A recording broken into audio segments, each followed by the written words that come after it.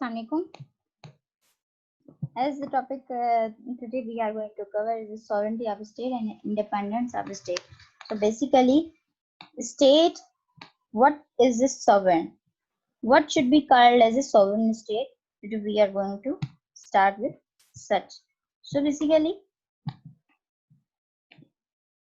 every state is supposed to be sovereign, or we may say as independent in dealing with within its own matters, or in dealing with foreign affairs. So, but before contracting or before getting into any agreement, a sovereign or a state must be independent. So basically, sovereignty is a concept which applied when using powers and doing business or doing their own duties with enough sources and functioning country according to the will of the state.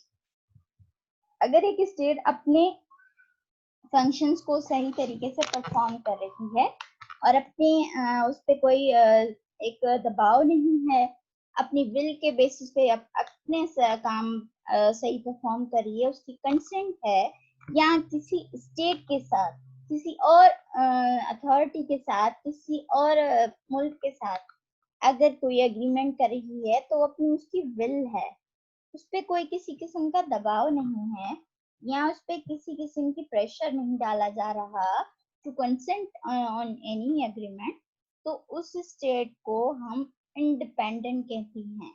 यानी जो state free हो, जिसकी अपनी will हो state को चलाने के लिए, तब हम किसी स्टेट को सॉवरेन कहते हैं। अब कॉन्सेप्ट ऑफ सॉवरेनिटी जो है वो बेसिकली इंडिपेंडेंस से अराइज आउट हुआ है, जिसमें डेफिनेशंस में अगर देखते हैं तो सबसे पहले हमारे पास है मैक्स ह्यूबर।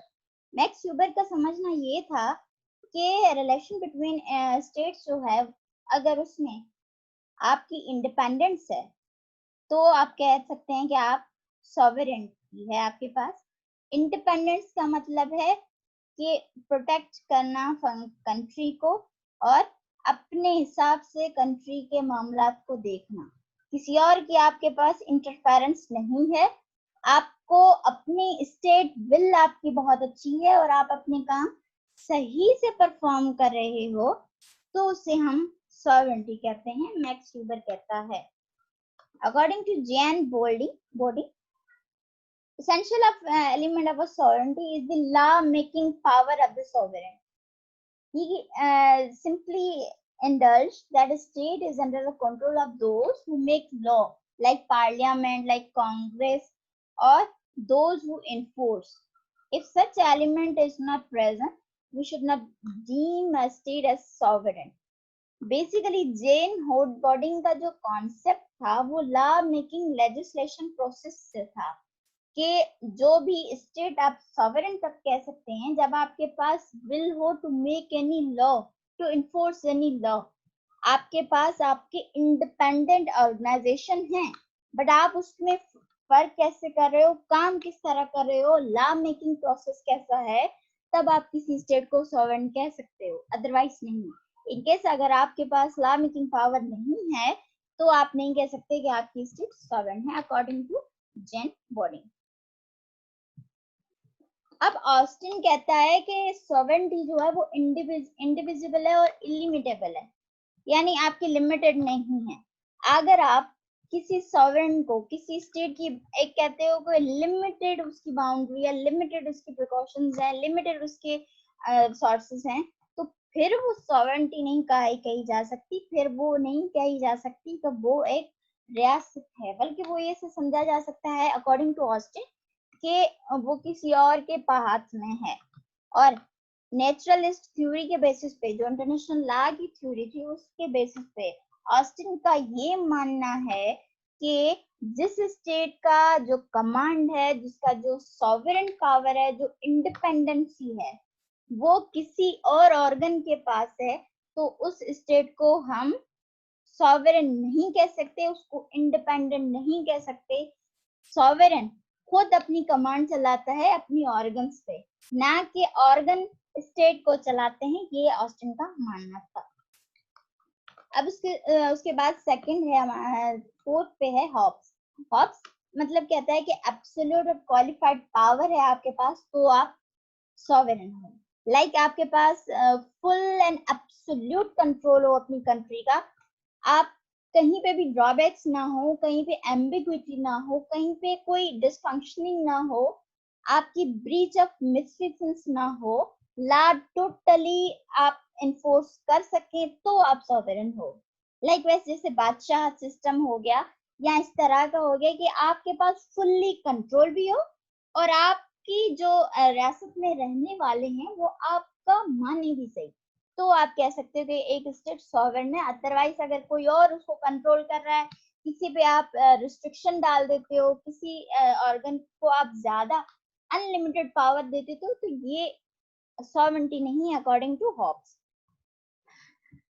अब एंजिलोटी और ट्रिपल कहते हैं कि ये सिंपल सी जो कॉन्सेप्ट है सॉवरेनिटी का, ये ऑटो लिमिटेशन थ्योरी के बेसिस पे है। ऑटो लिमिटेशन थ्योरी, आप खुद क्रिएट करते हो उसके पावर्स को, आप खुद पावर उसकी एक्सटेंड करते हो, और अपनी ही विल पे, अपने ही सर्कमस्टांसेस को देखते आप उसी पावर को लिमिटेड भी कर देते हो। तो एंजिलोटी और ट्रिपल का ये मानना था कि ये जस्ट एक फिक्शन है लॉ की, कि किसी टाइम पे आप उसी पावर को ऑटो लिमिट कर देते हो, किसी टाइम पे अगर आपके पास ये अख्तियार है कि एक्सटेंड कर दो उसी चीज को, तो आप सॉवरेन हो। यानी स्टेट अपने आप को बाइंड करें कि टू सम एक्सटेंट हमें वो जो फंक्शन है वो इंडिविजिबली करना है, और टू सम एक्सटेंट हमें वो ही रिस्ट्रिक्शन इम्पोज करनी है, तो आप किसी स्टेट को सॉवरेन कह सकते हो, अदरवाइज नहीं कह सकते, अकॉर्डिंग टू दी एंजिलोटी एंड ट्रिपल। बट सिंपली जो इनका जो कॉन्सेप्ट है या थ्योरीज जो दी गई हैं, एंजिलोटी और ट्रिपल की थ्योरी जो थी, जो हमने इंटरनेशनल थ्योरी में पढ़ा था, तो उन इन दोनों का ये मानना था कि जब भी आप स्टेट के फंक्शन ऑटो लिमिट होते हैं, आपके ऑर्गन्स अब किसी और की विल ना हो, अगर आपके पास किसी और, यानी आप रिस्ट्रिक्शन अगर इम्पोज कर रहे हो, विल इम्पोज कर रहे हो अपनी, तो आप सॉवरेन हो। किसी स्टेट में जा सकते हो, इंटरनेशनली आप ऑब्लिगेशन आप पे क्रिएटेड हो, और आप को ये ना बोला जाए कि आपने कौन सी चीज करनी है, कौन सी चीज छोड़ देनी है। तो अदरवाइज इनकी थ्योरीज के बेसिस पे ये कॉन्सेप्ट था। अगर हम कंक्लूजन इसका निकालें, तो सॉवरेनिटी बेसिकली जो है वो सिर्फ एक इंडिपेंडेंट ऑफ स्टेट है। अगर स्टेट को सॉवरेन होना है तो स्टेट को पावर्स उसके अपने हों, लेकिन इसका मतलब ये नहीं है कि अकॉर्डिंग टू विल आप इस्तेमाल करें। लाइकवाइज अगर हम अपने ही कंट्री में ले लें कि कभी आप हमारे पास प्रेसिडेंशियल पावर्स ज्यादा यूज हो, कभी जो है पार्लियामेंट्री पावर्स ज्यादा यूज हो जाएं, तो ये नहीं होगा। यानी आपकी विल है, लेकिन अकॉर्डिंग टू सर्कमस्टांसेस जो जो आपके अपने सब्जेक्ट को अकोमोडेट करने के लिए आपको जरूरत हो, उतना आप पावर इस्तेमाल करो, तो आप सोवरेन कहलाए जाते हो। सॉवरेनिटी का मतलब ये नहीं होता कि इंटरनेशनल लॉ में या इंटरनेशनल प्रिंसिपल्स में थ्रेड डालो। अपने सिर्फ फंक्शंस आपने सही करने हैं, आपके जो सब्जेक्ट्स हैं, अपने जो सिटीजन्स हैं, अपने जो इंस्टीट्यूट्स हैं, वो सेटिस्फाई हों। अगर वो सही से काम नहीं कर सकते, डिक्टेटरशिप आ गई है, तजाद आ गया है, तो आप वो नहीं कह सकते कि हम सॉवरेन है भाई। ये नहीं होता। सॉवरेनिटी जस्ट एक कॉन्सेप्ट है जो वहां पे अप्लाई होता है जहाँ पे आप अकॉर्डिंग टू सर्कमस्टांसेस अपनी विल अप्लाई करो। लाइकवाइज हमने फर्स्ट डेफिनेशन में जो किया, जैसे अकॉर्डिंग टू द जस्टिस लेथर पैथ, जिसका कहना ये था कि इंटरनेशनल लॉ वेदर क्वाडिफाइड हो वेदर नॉट अडॉप्टेड हो, ये इस तरह का है जो सिर्फ स्टेट्स पर रिस्ट्रिक्शंस डालता है, इम्पोज करता है ड्यूटीज कि आप सॉवरेन हो, बट अकॉर्डिंग टू सर्कमस्टांसेस आपने वो विल, आपने वो पावर उस हिसाब से इस्तेमाल करना है। अदरवाइज आप इंटरनेशनल लॉ में अगर कॉन्सेप्ट देखते हैं, तो सॉवरेंटी का मतलब सिर्फ इंडिपेंडेंस ही है, but it doesn't mean you have free will to own any state or to control any other state. Means आप according to will इस्तेमाल करोगे, but to some extent. तो ये just like concept of sovereignty था, जो simply एक introduction था. Thank you so much.